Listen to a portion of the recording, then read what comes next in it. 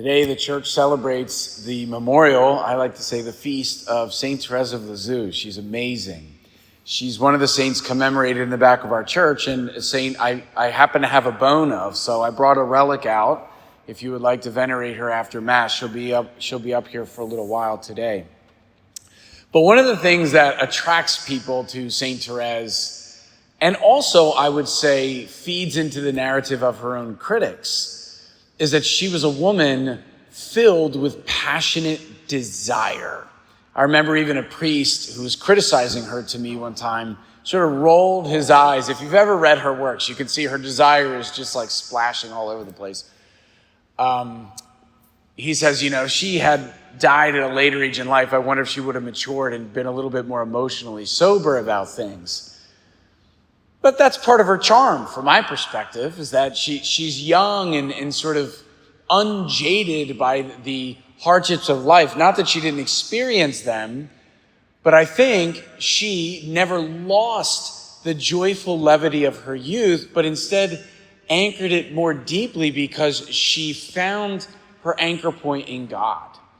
So, for example, there's a famous scene in her own recountings, her own manuscripts of her life, where she's identifying the process under which she understood her place in God's plan and in the church. And the whole thing once again begins with desire. Now, she desires martyrdom for Jesus. That's what she wants, but she's a hidden religious sister who's super young, tucked away in a cloister, making missionary ideas and martyrdom pretty much impossible. But she's so intense and passionate about it. I mean, you could imagine her in like prep class and the catechist saying, what do you guys want to be when you grow up? And one kid's like, I want to be a vet. I want to be a doctor. And she's like, I want to have my head cut off for Jesus. But that's the level in which she's operating on. However, where our conversation tends to stop there, namely with what you desire, what do you want? She sees in her desire the voice of God that ultimately presses her to go beyond herself to the real question, which is, God, what do you want from me? But she's confused because she has this intense desire within herself that cannot be fulfilled. She's never going to be a missionary. She's never going to be a martyr, but she desires nothing more than to die for Jesus. What does it all mean? So she recounts in the stories that rather than ending in herself, she takes it to God. She looks for Jesus. She searches the scriptures. She opens the Bible, and it lands right on Corinthians 12 and 13. It's that one you hear at weddings all the time. Love is patient. Love is kind. Love bears all things, endures all things. Love never fails.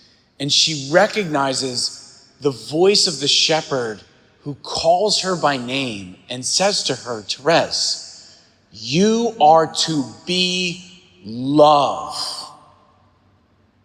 Now, what can we glean from that? I would say two principal things.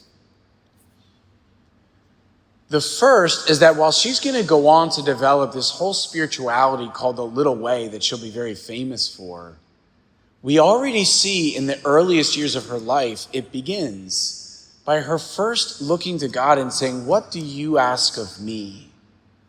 So she's already emptying herself out. And then she develops that spirituality more and more. So the little way, which sounds simple and beautiful, she'll even take the name Thérèse of the child Jesus. She loves that Jesus is an infant. That's when he's sort of powerless. And that's very attractive to her. That's work when you're older and an adult. You have to constantly lay down your ego, mortify your preferences, accept blows. She would be misunderstood by some of her sisters or treated poorly, and she wouldn't respond harshly. She never seemed or considered herself bigger than any of those things.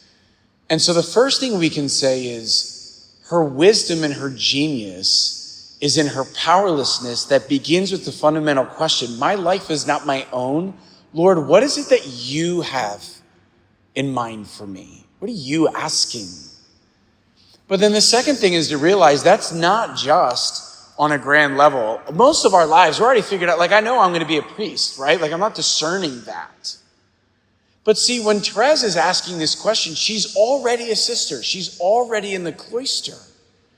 What that tells us is that her pursuit of the will of God in her life never stops. There's always more. And that's true. Our state in life changes.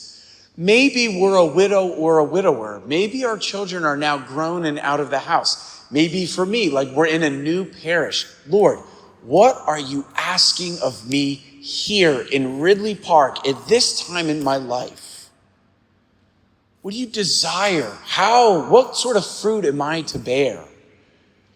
And if we live into that disposition that's so characterized her life, we will find the path to holiness the way that she did, along with all the joy, the freedom, and the levity that comes with it, bearing the cross that was uniquely carved for each of us and inspiring others along the way.